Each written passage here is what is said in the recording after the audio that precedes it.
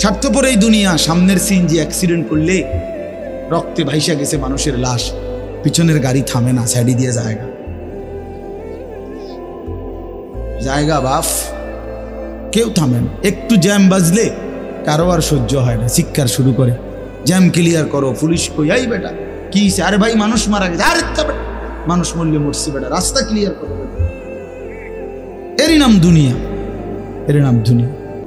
তোমার এই অসৎ বন্ধুগুলোরে ডাক দিয়ে বলো না একবার যে দোস্ত, আমার যদি পাওটা ভাঙ্গা যায়, আমার কাছে যদি টাকা না থাকে, আমি যদি আর কোনোদিন তোদের সাথে আড্ডা দিতে না পারি, তো তোরা আমার সাথে আসবি কিনা? কেউ আসবে, কেউ আসবে।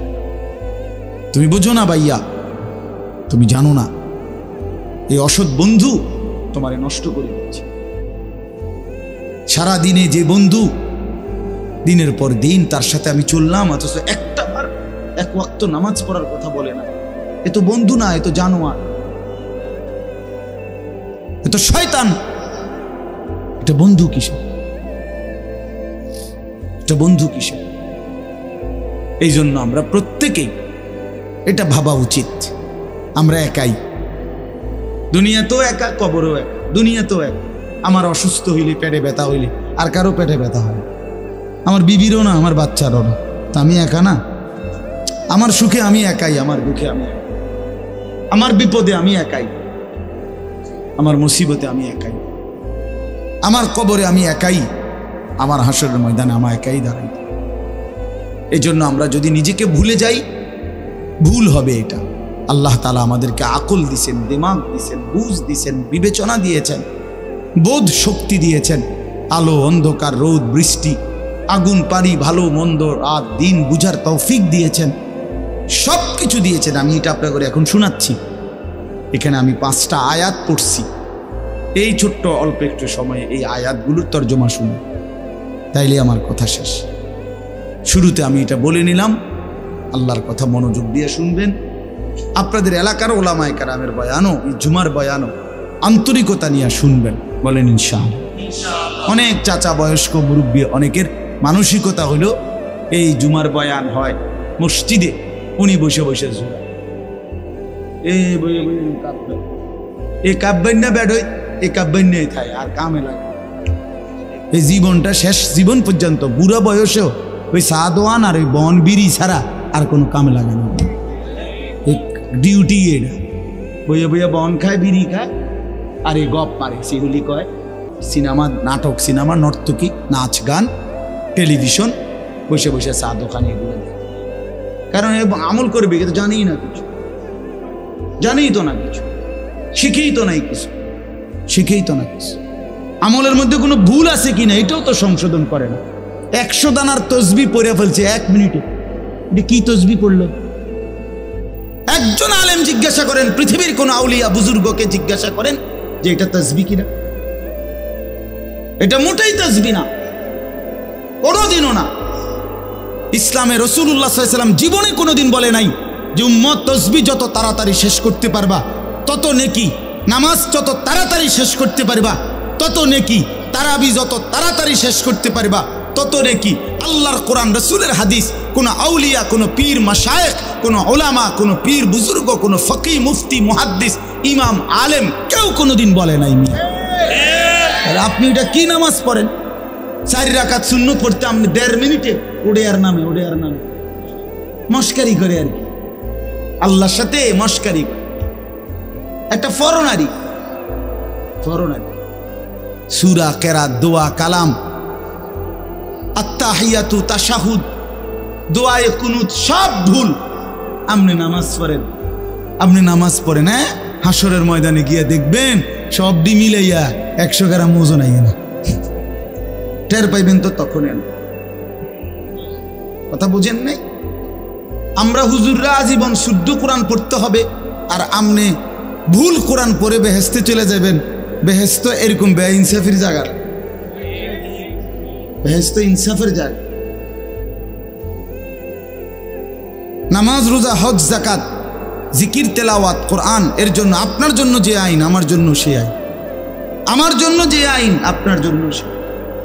রাসূলুল্লাহ সাল্লাল্লাহু আলাইহি সাল্লামের জন্য কোরআন শরীফ শুদ্ধ করা ফরজ, আর সাহাবীদের জন্য কোরআন শরীফ কোন রকম পড়লেই চলতো, এটাই নিয়ম ছিল তো? তাই আমনে সাধারণ মানুষ, আমনে পাবলিক, আপনি ছোটবেলায় পড়েন নাই, আপনি স্কুলে পড়ছেন, আপনি কলেজে পড়ছেন, এই সমস্ত কথা বললেই আপনার কোরআন শরীফ অশুদ্ধ, সূরা কেরাত অশুদ্ধ, তাইলে আপনি মাফ পেয়ে যাবেন, এ কথা আপনারে কে বলল? পাবলিক হইলে কোরআন শরীফ শুদ্ধ করতে হয় না, এ কথা আপনারে কে ফয়সালা দিল? বলেন চাচা, একজন চাচা বলেন, কথাটা বুঝছেন নি আমার চাচা? না আপনি গ্রামের মানুষ হইলে আপনার সূরা কেরাত শুদ্ধকরণ লাগবে না, আপনি ভুল করেই সারবো আপনার, এই কথা ফয়সালা দিছে কে? কোন হুজুর? তার বিচার হয়ে যাবে। বলেন মিজান ভাই, আপনি জিজ্ঞান কে বললো এই কথা? এরকম কোনো অধিকার আছে কারো সিদ্ধান্ত দেওয়া? স্কুলে পড়লে, কলেজে পড়লে তোমার আর কোরআন শরীফ শুদ্ধ করতে হবে না ভাইয়া, এ কথা তোমারে কে বলল? কে বললো এটা? রাসূলুল্লাহ সাল্লাল্লাহু আলাইহি ওয়াসাল্লামের সামনে যে সাহাবী দাঁড়াইতেন আবু বকর, আর পিছনে যে সাহাবী, সকলের কোরআন শরীফ সমান শুদ্ধ ছিল, সকলের রুকু সেজদা সমানভাবে বিশুদ্ধ ছিল। পিছনের ওয়ালার সেজদা আর সামনের ওয়ালার সেজদা বরাবর ছিল। মস্কারি করে আমরা গ্রামের মানুষ, হুজুর আমরা এলাম সাদা সিধা মানুষ, কোন রকম কোন রকম কদ্দুর দিন আইনা দিন খাই, আলাপ করে আলাপ। আপনার এই সমস্ত আলাপে হবে না বাপ, বিশ্বাস করেন না, হবে না। কোরআনুল কারীমের মধ্যে আল্লাহ বলছেন, ফামান কানা ইয়ারজু লিকা রাব্বিহি ফালিয়ামাল আমালান সালিহা ওয়ালা ইউশরিক বিইবাদাতি রাব্বিহি আহাদা।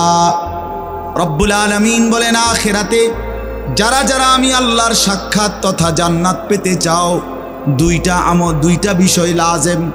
এক নাম্বার, ফালিয়ামাল আমালান সালিহা, প্রতিটি আমল করতে হবে সালিহা, বিশুদ্ধ। যদি আমি আল্লাহর সাক্ষাৎ চাও, যদি জান্নাত পেতে চাও, ফালিয়ামাল আমালান সালিহা। কোরআনুল কারীমের সমস্ত জায়গায় আল্লাহ আমলের সাথে সালেহ এই শব্দ যোগ করেছেন, শুধু আমল মন মতো করতে বলে নাই, সালেহ হইতে হবে। ইল্লাল্লাযীনা আমানু ওয়া আমিলুস সালিহাত ওয়া'দাল্লাহুল্লাযীনা আমানু মিনকুম ওয়া আমিলুস সালিহাত। বারবার আল্লাহ বলছেন, বান্দা আমল হতে হবে বিশুদ্ধ। নেক আমল মানে বিশুদ্ধ আমল, বিশুদ্ধ আমল হইলেই নেক আমল। বোঝেন নাই? যে আমল বিশুদ্ধ আমল, ওই আমল নেক আমল। যেটা নেক আমল ওইটা বিশুদ্ধ আমল। মানে বিশুদ্ধ আমল না হলে সেটা নেক আমল হয় না। নেক আমল হইতে হইলে বিশুদ্ধ আমল ছাড়া হবে না। হবে? হ্যাঁ, কোন সাধারণ থেকে সাধারণ মানুষের জন্য জমি দলিল করার নিয়ম যা, একেবারে উচ্চ শিক্ষিত ডক্টরেট ডিগ্রিধারী ব্যক্তির জন্য জমি দলিল করতে নিয়ম না। কথা বলেন না কেন? দুনিয়ার নিয়ম বরাবর মিয়া, তাই আখিরাতের নিয়মের ব্যাপারে বরাবর হবে না কেন?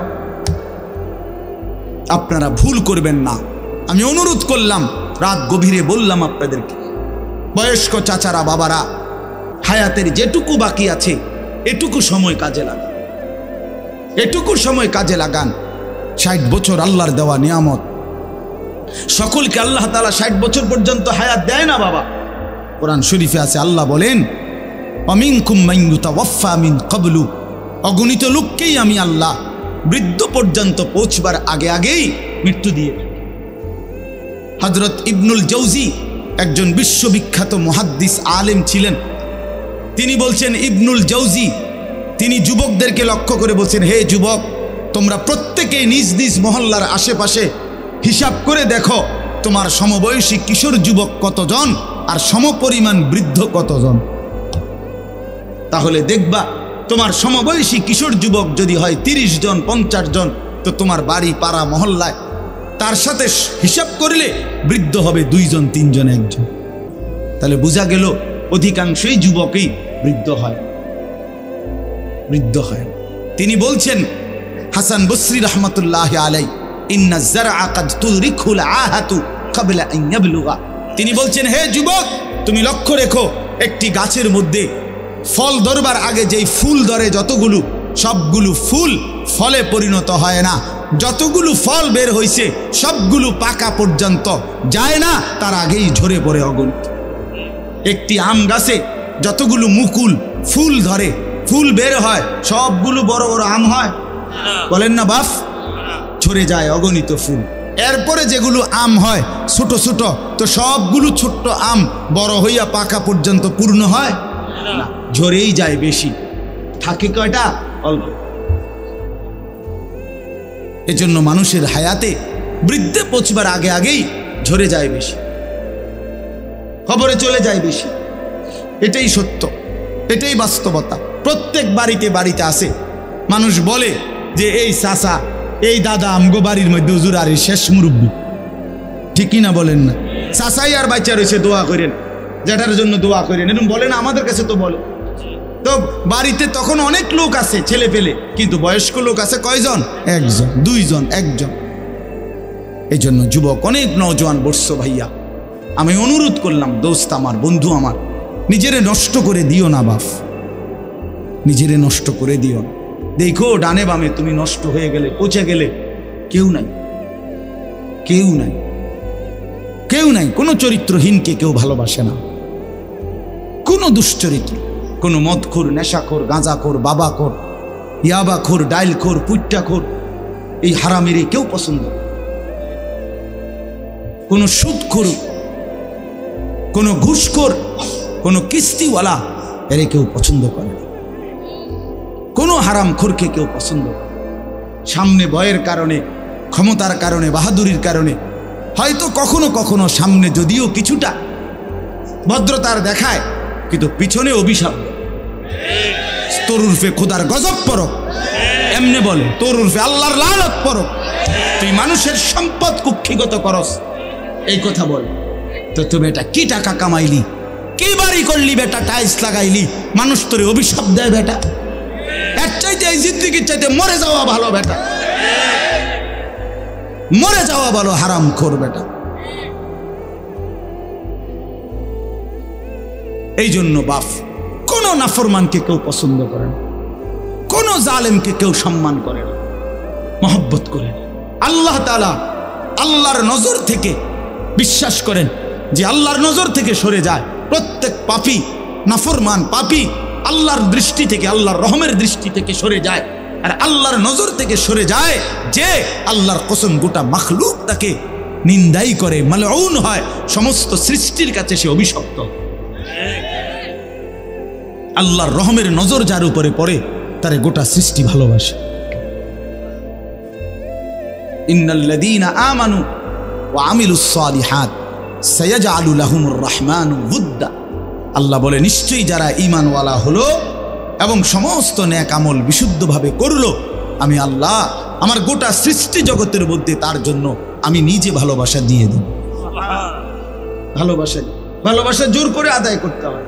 মহব্বত আল্লাহর পক্ষ থেকে, মহব্বত আপনাদের সাথে আমাদের ভালোবাসা আল্লাহর পক্ষ থেকে, ঠিক কিনা বলেন না? আল্লাহর পক্ষ থেকে, আল্লাহর পক্ষ, আল্লাহর পক্ষ থেকে। আপনাদের কারোর সাথে আমাদের কারো কোনো লেনদেন নেই, আমার কোনো লেনদেন নাই আপনাদের সাথে, আর্থিক কোনো লেনদেন নাই। এখানে একজন লোকের সাথে আছে কোনো লেনদেন, কিন্তু মহব্বত আছে, ঠিক কিনা বলেন? আছে না মহব্বত? এই ভালোবাসা আল্লাহর জন্য, এই ভালোবাসা আসমানওয়ালার পক্ষ থেকে, আসমানওয়ালার পক্ষ থেকে। আল্লাহ আমাদেরকে উত্তমভাবে বুঝবার তৌফিক দান করুন। চলেন এই আয়াতগুলোর তর্জমা শুনুন, তাইলে এই কথা শেষ। এই সূরাটার নাম হলো সূরা দাহার। দাহার কোরআনুল কারীমের 29 নম্বর পারা, 76 নম্বর সূরা কোরআনুল কারীমের। এই সূরার মধ্যে মোট 30টা আয়াত, আমি মাত্র 5টা আয়াত পড়ছি। অল্প একটু সময়ে 5টা আয়াতের সংক্ষিপ্ত তর্জমা শুনুন ইনশাআল্লাহ, তাইলে আমাদের কথা শেষ হবে। আগে একটা কথা শুধু আমরা বুঝি, একসাথে আমি মুখে বলে নেই, তাহলে তর্জমা করলে সহজ হয়ে যাবে ইনশাআল্লাহ। সূরাটার নাম হলো সূরা দাহার। দাহার মানে হলো যুগ। আমরা যে বলি যুগ যুগ ধরে, এই যুগ, এই যুগ বলে আর কি, সময়ের একটা অংশকে কি বলে? যুগ বলে। এই যুগ দাহার। এই সূরাটার 30টা আয়াত। এই সূরাটার একটা বৈশিষ্ট্য হলো কোরআনুল কারীমের এই সূরাটার মধ্যে, পুরা কোরআনের মধ্যেই আল্লাহ তাআলা জান্নাতের অনেক বর্ণনা দিয়েছেন। একটু আগে আমি আইসা শুনতেছিলাম মাওলানা আব্দুল হক ভাই শেষ যে অংশ কথা বলতেছেন জান্নাতের কথাই বলতেছিল, জান্নাতের তেলাওয়াতের কথা বলতেছিলেন, ঠিক না? হ্যাঁ, হযরত দাউদ আলাইহিস সালামের কণ্ঠে তেলাওয়াত। আচ্ছা, কি মজাটা হলো, কি মজাটা! আল্লাহু আকবার, আল্লাহ! ৭০,০০০ বছর এক টানা হযরত দাউদ আলাইহিস সালাম তেলাওয়াত। ৭০,০০০ বছর। এই ৭০,০০০ বছর জান্নাতীরা সব ভুইলা শুধু ওনার তেলাওয়াত শুনে। আল্লাহু আকবার। এরপরে থামবে, তো এরপরে আল্লাহ তাআলা আমাদের প্রিয় নবী, ছেলেরা তোমরা এই যে তোমরা যে ফাজলামি করতেছো এখানে বইসা, এই বেটা আহাম্মক কোথাকার, নামো এখান থেকে বেটা, অপদার্থ বেটা, এতটুকু আক্কল নাই বেটা, নামো এখান থেকে, নামো। তোমার বাপ দাদার সমান মানুষ এখানে বসা আছে বেটা, আহাম্মক বেটা। আখলাক শিখবে কখন ছেলেরা বলেন মিয়া? মুসলমানের বাচ্চা ন্যূনতম আখলাকও যদি না শিখে জীবনে আমাদের হইলটা কি? তাইলে কতগুলো খাট পালং আর সোফা আর কতগুলো ফার্নিচার আর কাচের প্লেট নুনের বাড়ির হিসাব দিয়া কবরে চলে যাচ্ছে। জীবন মানে কতকটা ঘর করছে, জিন্দিগি মানে একটা বিল্ডিং করে দিছে, জিন্দিগি মানে এক সেট খাট বানাইয়া সোফা বানাইয়া দিছে। খালাস ৬০ বছর জীবনের ব্যয় করছে এই একটা কামে, এতটুকুই জীবন মিয়া। সন্তান যদি আখলাক না শিখে, স্ত্রী যদি পর্দানশীল না হয়, ছেলেটা যদি নামাজি না হয়, মেয়েটা যদি পর্দানশীল না হয়, খাট পালং আর এই সোফা ফার্নিচার দিয়ে হবে কি? কি হবে মিয়া? ১০ বছরের ব্যবধানে, ২০ বছরের ব্যবধানে একটা ফার্নিচারও আমনে মইরা ২০ বছর পরে কবর থেকে উঠা আমনের ঘরে আইসা ঢুইকা দেখেন আমনের আমলের বানানো কিচ্ছু কিচ্ছু নাই। আমার দাদা ১০ গ্রামের মধ্যে জমিওয়ালা ছিলেন। আমার দাদার ফসলের জমি ছিল অনেক, হালের বলদ গরু ছিল অনেক। আমার দাদা সম্পদশালী ছিল, আমার দাদার বিরাট বাড়ি ছিল। দাদা মৃত্যুর ১২ বছর গোনা, ১২ বছর পরে আমি আমার জ্যাঠা, আপন বড় জ্যাঠারে বলছিলাম একদিন, জ্যাঠা আমার দাদার রেখে যাওয়া স্মৃতি হিসাবে বাড়িতে আমার দেখাইবার মতো কিছু আছে কিনা, একটা নুনের বাটি বা কাচের প্লেট বা কিছু একটা আমার কদ্দুর দেখান। আমার জ্যাঠা কাঁইদা দিছিল, কাঁইদা বলছিল, ভাতিজা তোরে দেখাইবার মতো কোনো কিছুই আমার বাবার স্মৃতি আমার কাছে নেই। মাত্র ১২ বছর, এর নাম দুনিয়া। আমি ধোকার এই দুনিয়ায় কিচ্ছু রাখে না, কিচ্ছু রাখে না। শুধু শুধু মুসলমান আমরা, ছেলের নজর নাই, মেয়ের নজর নাই, মা কি করে না করে পোলা ফাইন হেবাডা হেবাডা পয়সা কামায়, হেবাডা শুধু ঘরে বানায়, হেবাডা শুধু ফার্নিচারে কেনে, আর পোলাও মানুষ, মেয়েও মানুষ। ৩৬৫ দিনে খোদার একটা বছরে কোনোদিন ফজরের নামাজ পড়ে না। এত বড় জানোয়ার মুসলমানের ঘরে ঘুমায় কেমনে বেটা? তার যদি বাপ থাকে, তার যদি মা বাইচা থাকে, যদি মা বাইচা থাকে, যদি বাপ বাইচা থাকে, এই সন্তান এত বড় জানোয়ার হইল কেমন? তুই কোন মার ঘরে জন্ম নিলি না ফরমান? তুই কোন বাপের ঘরে জন্ম নিলি? কোনদিন ফজরের নামাজ পড়স না হাইওয়ান, তুই পৃথিবীতে আসলি কেন? কে তোরে বানাইল বেটা? তো কুকুর বিড়ালের জিন্দিগি, এটা তো জন্তু জানোয়ারের জিন্দিগি। জীবনের হিসাবে তো মিলাইতে জানেন না। ভাতের থালা কতুড়ি ভাত খাইতে এলিস ভালো, খাইয়া পইরা ভালো আছে, খাইয়া পইরা মানুষ ভালো থাকে না। ভালো থাকা হয় ইমানে আমলে, নামাজে রোজায় ইবাদতে আমলে ভালো থাকে। খাইয়া পইরা ভালো থাকার কিছু নাই। খাইয়া পইরা আমরা চাইতে জন্তু জানোয়ার আরো বেশি খায়। একটি হাতি একদিনে ২৫০ কেজি খাবার খায়। গবেষকদের ২৫০ কেজি, ৯০ লিটার পানি পান করে। এটা বইতে আছে, গবেষকদের কথা। ৯০ লিটার পানি পান করে একটা হাতি একদিন। তো পৃথিবীতে কতগুলো হাতি? সারা বাংলাদেশে কতগুলো হাতি, সারা পৃথিবীতে কতগুলো হাতি। তার আল্লাহর দুনিয়া, আল্লাহর দেওয়া রিজিক ওরা কি পরিমাণ ভক্ষণ করছে, আমরা সেই তুলনায় কিছু খাইনি। কি খাই আমরা, কি খাই আমরা? এই জন্য দয়া করে রাগ হইয়েন না, বুঝাইতে চাইলাম। ছেলেদের দিকে নজর দেন, মেয়েদের দিকে নজর দেন। সংসারে মানুষ হলো আসল, মানুষ নষ্ট হইয়া গেলে ফার্নিচার দামি হইলে লাভ। ছেলে মেয়ে চরিত্রহীন হইলে খাটটা তো মজবুত, কিন্তু ছেলেটা তো ওই খাটে শুইয়া সারা রাত উলঙ্গ ছবি দেখে। ঘরটা তো বিল্ডিং এর বুঝলাম, টাইলসও বুঝলাম, তো মেয়েটা তো সারা রাত আরেকটা ছেলের সাথে অবৈধ প্রেমের আলাপ করে। তাহলে আপনার জীবনের অর্থ কি বাবা? এই জীবনে বেঁচে থাকার লাভ?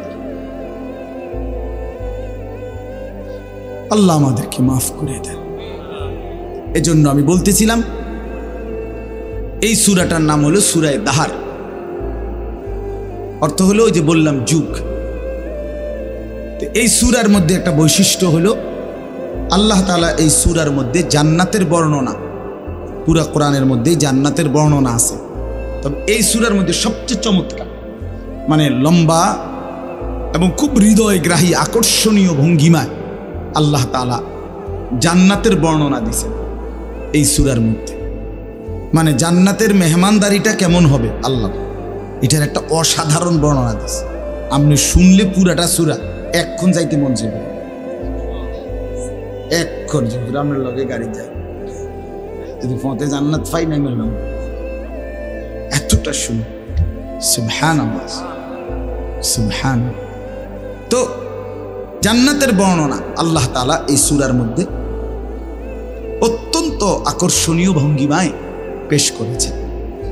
তো রাসূলুল্লাহ সাল্লাল্লাহু আলাইহি ওয়াসাল্লামের উপরে যেদিন এই সূরাটা নাজিল হয়, মানে যেদিন এই সূরা নাজিল হচ্ছিল, তখন নবীজির সামনে কয়েকজন সাহাবী বসা ছিলেন।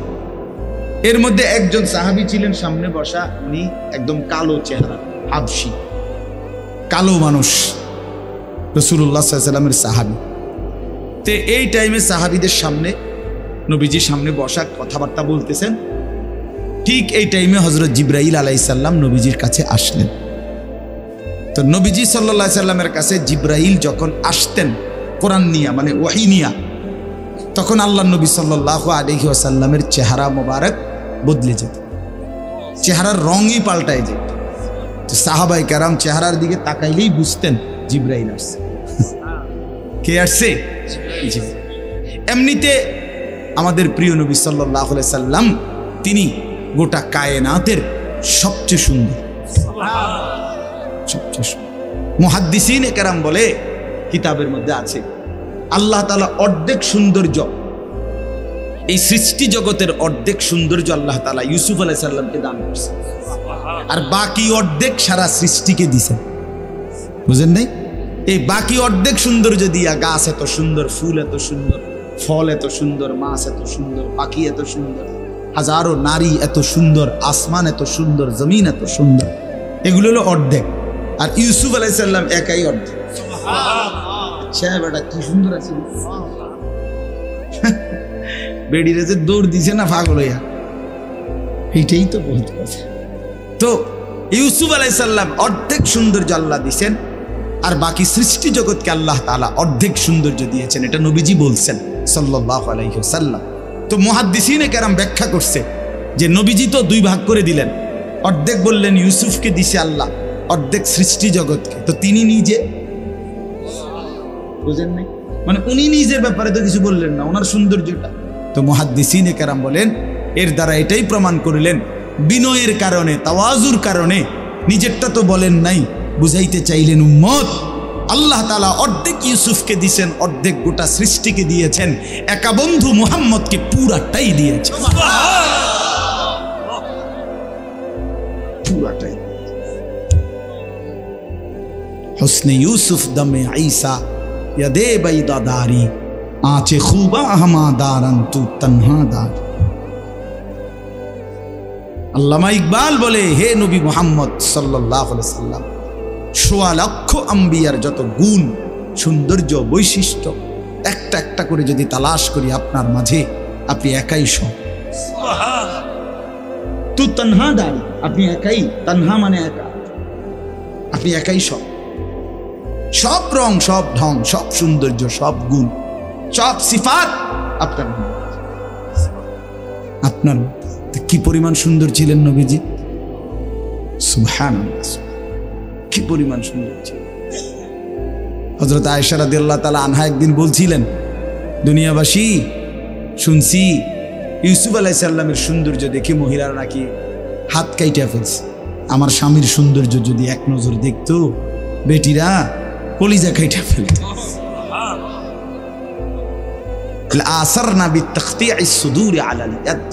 তাহলে ওই নারীরা হাতের বদলে নিজেদের কলিজা কাইটা ফেলত, জান দিয়ে ফেলত, জান। এবং সাহাবায়ে কেরাম তো রাসূলুল্লাহ সাল্লাল্লাহু আলাইহি ওয়াসাল্লামের মহব্বতে অগণিত সাহাবী, অনেক সাহাবী জান দিয়ে দিয়েছে। निकल जाए दम तेरे कदमों के नीचे, यही दिल की हसरत, यही दिल की आरज़ू है। हाँ, সাহাবায়ে কেরামের মানসিকতাই ছিল যে হে প্রিয় বন্ধু, হে প্রিয় নবী, আপনার কদমের নিচে জীবন দিয়ে দিলাম, এটাই দিলের তামান্না ছিল, এটাই দিলের আফসোস ছিল, আফসোস ছিল। তো আল্লাহ নবী সাল্লাল্লাহু আলাইহি সাল্লাম সাহাবীদের সামনে বসা, তো জিবরাইল আসলেন, কোরআন নাজিল করলেন। নবীজি সাল্লাল্লাহু আলাইহি সাল্লাম, জিবরাইল যখন চলে গেলেন, তো আল্লাহ নবী সাল্লাল্লাহু আলাইহি ওয়াসাল্লাম এবার এই উপস্থিত সাহাবীদের কাছে এই সময় জিবরাইল এই সূরাটাই নাজিল করছেন, ৭৬ নম্বর সূরা, ২৯ নম্বর পারা, সূরা দাহার। কি নাম? এই সূরাটা মাত্র ৩০টা আয়াত, ছোট সূরা। এই সূরা নাজিল করলেন, আল্লাহ নবী শুনাইলেন সাহাবীদেরকে। এই শুনাইছে যে এই জান্নাতের এমন বর্ণনা এই সূরার মধ্যে, বললাম না এতটা সুন্দর, এতটা হৃদয় কলজা শুদ্ধা লাইরা ফেলে। এইটা শুই না নবীজির জবানে, ওই যে সামনে যে একজন বললাম কালো রঙের সাহাবী ছিল, সাদা সিধা মানুষ, এমন কোনো উল্লেখযোগ্য না উনি, কিন্তু উনি রাসূলুল্লাহ সাল্লাল্লাহু আলাইহি সাল্লামের জবানে এই সূরার তেলাওয়াত শুই না, জান্নাতের বর্ণনা শুনে একটা চিৎকার মারছে। এক চিৎকারে ওইখানেই তাফসীরে কুরতুবিতে লিখছে, ওইখানেই তিনি ইন্তেকাল করছে, সাথে সাথে জান দিয়ে ফেলছে। জান্নাতের আশা, জান্নাতের আগ্রহে। তাফসীরের মধ্যে আছে যে নবীজি তখন সাহাবীদেরকে বললেন, লাকাদ আখরাজা নাফসা সাহিবিকুম আশ-শাওকু ইলাল জান্নাহ, তোমাদের এই বন্ধু জীবন দিল জান্নাতের শৌক, জান্নাতের আগ্রহ। এই যে বাফ, এক মুমিনের সিফাত, এক মুমিনের কলিজার মধ্যে। আমরা মুসলমান, আমরা মুসলমান বাফ, আমাদেরকে আল্লাহ ইমানের দৌলত দিয়েছে, আমাদেরকে আল্লাহ কালেমার দৌলত দিয়েছে, একজন শ্রেষ্ঠ রসুল দিয়েছে, একটা শ্রেষ্ঠ কিতাব দিয়েছেন, একটা শ্রেষ্ঠ ধর্ম দিয়েছে, একজন শ্রেষ্ঠ মালিক আমাদের আছে আল্লাহ। আমাদের 4টি জিনিস আমাদের কাছে আছে সর্বশ্রেষ্ঠ, আমরা ভাগ্যবান। আমাদের সর্বশ্রেষ্ঠ আল্লাহ, আমাদের রসুল সর্বশ্রেষ্ঠ, আমাদের কিতাব সর্বশ্রেষ্ঠ, আমাদের ধর্ম সর্বশ্রেষ্ঠ। 4টি সর্বশ্রেষ্ঠ নিয়ামত যার কাছে আছে, সে নষ্ট হবে কেন? সে চরিত্রহীন হবে কেন? সে গুমরা হবে কেন? পথ হারা হবে কেন? সে জাহান্নামী হবে। তাইলে জান্নাত কার জন্য আল্লাহ বানাইলেন? আল্লাহ বলেন, বান্দা বলবেন, বিশ্বাস করেন, কোরআন শরীফে আছে, ফাবি আইয়ি হাদিসিন বাদাহু ইউমিনুন। আল্লাহ জিজ্ঞেস করেছে, বান্দা 23টা বছরে আমি 30 পারা কোরআন, আমার সর্বশ্রেষ্ঠ কথাগুলো নাজিল করলাম, এরপরে এর চাইতে দামি আর কোন কথা বললে, এর চাইতে দামি আর কোন কিতাব নাজিল করলে তুমি বান্দা আমার কথা বিশ্বাস করতে? কি বলবেন ভাই? একটু ভাবেন, কষ্ট করছেন আপনারা, রাত্র হয়ে গেছে, আমি শেষ করে দিচ্ছি। একটু ইনসাফের সাথে বলেন, কতবার বলছে একজন মালিক, তিনি আমাদের গোটা কায়নাতের, তিনি কতবার বললেন আকিমুসসালাহ, আকিমুসসালাহ, আকিমুসসালাহ, আকিমুসসালাহ, আকিমুসসালাহ। এরে বান্দা, নামাজ পড়ো, নামাজ পড়ো, নামাজ পড়ো, নামাজ পড়ো, নামাজ পড়ো। ইত্তাকুল্লাহ, ইত্তাকুল্লাহ, ইত্তাকুল্লাহ, ইত্তাকুল্লাহ। এতবার বললেন আল্লাহকে ভয় করো, গুনাহ ছাড়ো, গুনাহ ছাড়ো, গুনাহ ছাড়ো। ফাত্তাকুন নার, ওয়াত্তাকুন নার, জাহান্নাম থেকে বাঁচো, জাহান্নাম থেকে বাঁচো। খোদার কসম বাফ, আল্লাহ হাসরের ময়দানে জিজ্ঞেস করবে আমাদেরকে, বান্দা আর কেমনে বললে, কতবার বললে, আর কোন কথা বললে তুমি আমার কথা মানতা? বলো না ভাই, নওজোয়ান ছেলে তোমরা বলো ভাই, যারা এক ওয়াক্ত নামাজ পড়ো না, কেন পড়ো না? কেন পড়ো না বাপ? বলো না ভাই, আল্লাহর কতবার বললে তুমি শুনতা? উফ, আল্লাহ জিজ্ঞেস করে, তাফসীরের মধ্যে আছে, ওলামায়ে কেরাম বলে রাসূলুল্লাহ সাল্লাল্লাহু আলাইহি সাল্লামও জিজ্ঞেস করে হাসরের যে উম্মত জানো তুমি 23টা বছর একটানা দিবা নিশি আমি কাঁদছি উম্মত 23 বছর। নবী সাল্লাল্লাহু আলাইহি সাল্লাম জিজ্ঞেস করবে আমাদেরকে 23টি বছর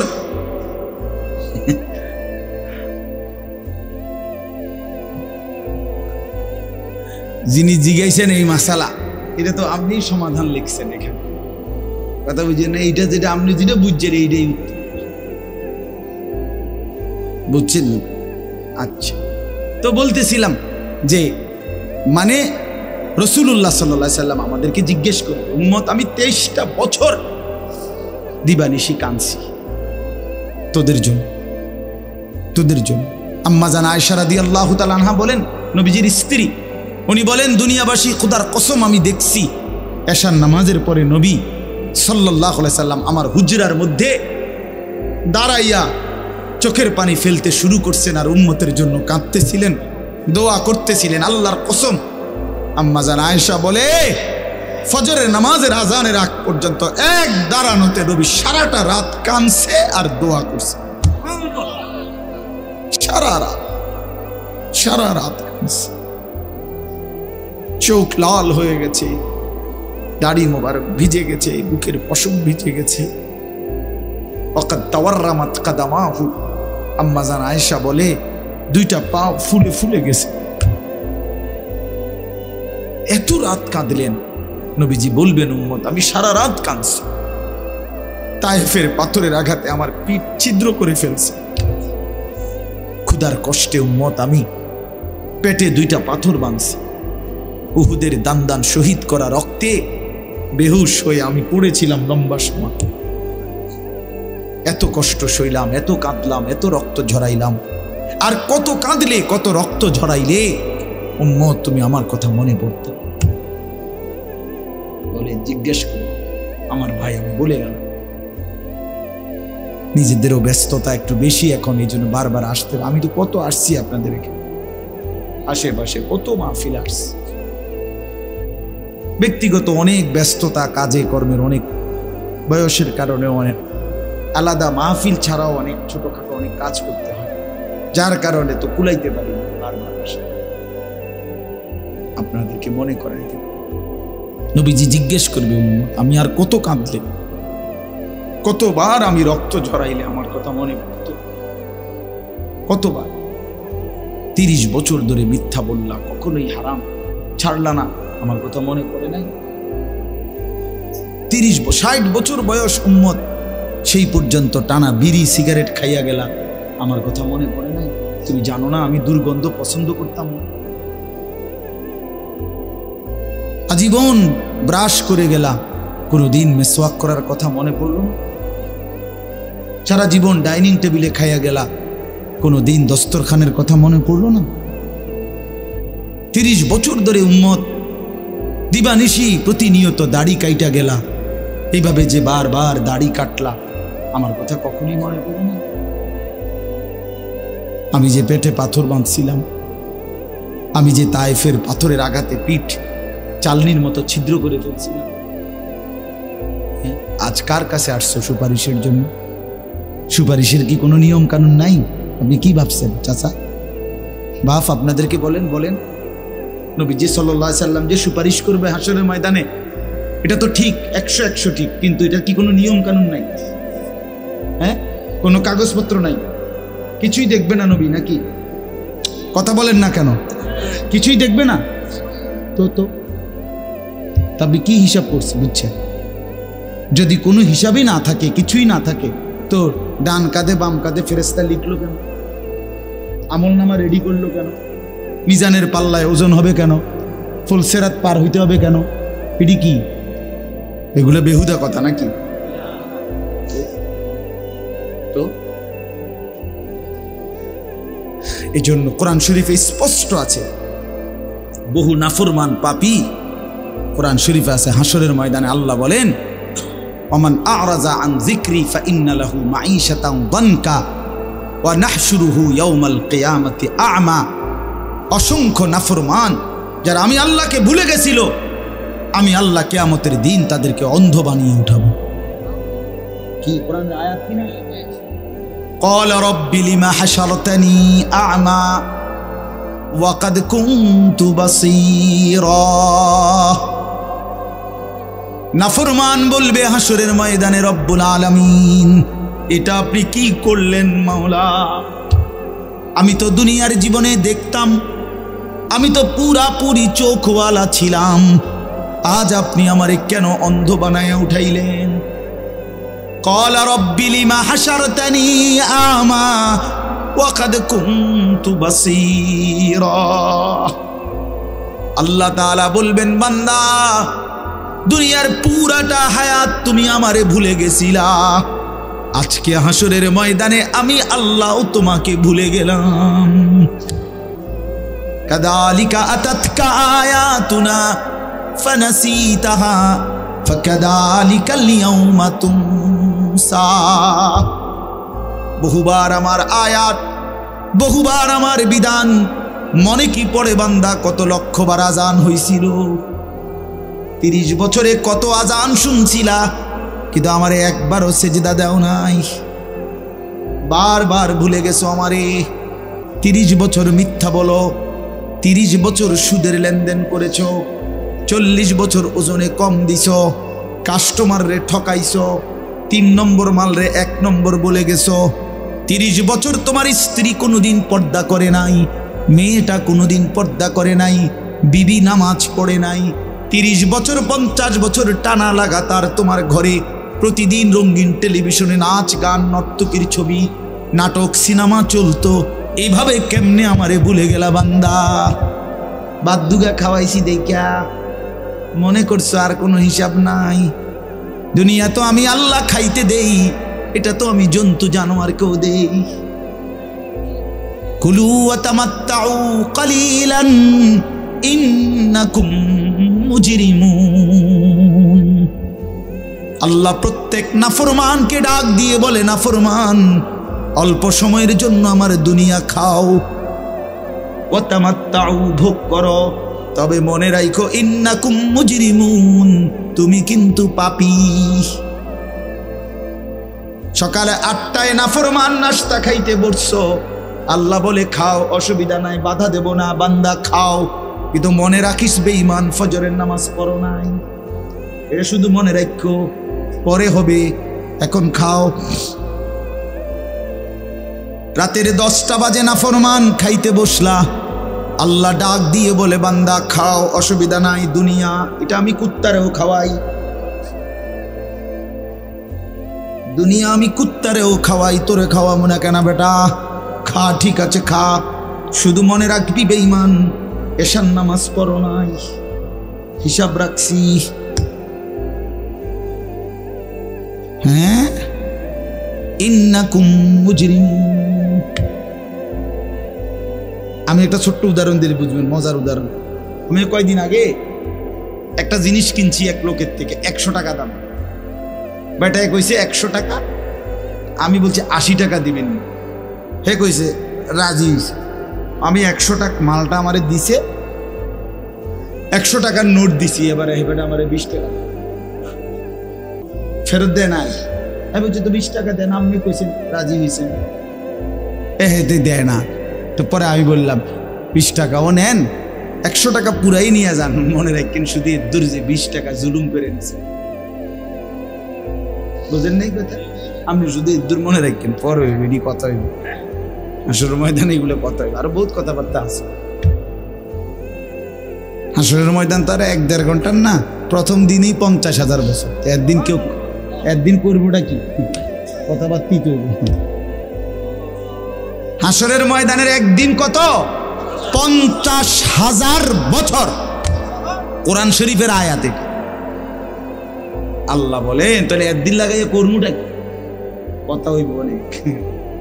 হ্যাঁ, কার সময় নিয়ে ফিডাবে, ধীরে ধীরে সুন্দর করে যত্ন করে ফির, টাঙ্গাইয়া ফির। কি মনে করছো বান্দা? এই জন্য আল্লাহ তাআলা বলে, বান্দার নাফরমান দুনিয়া ভোগ করবে ঈমান, কোনো অসুবিধা নাই। দুনিয়া আমি কুত্তারও ভোগ করাই, জানোয়ারকেও ভোগ করাই। ऐसे रहे या वैसे रहे वहां देखना फिर कैसे रहे।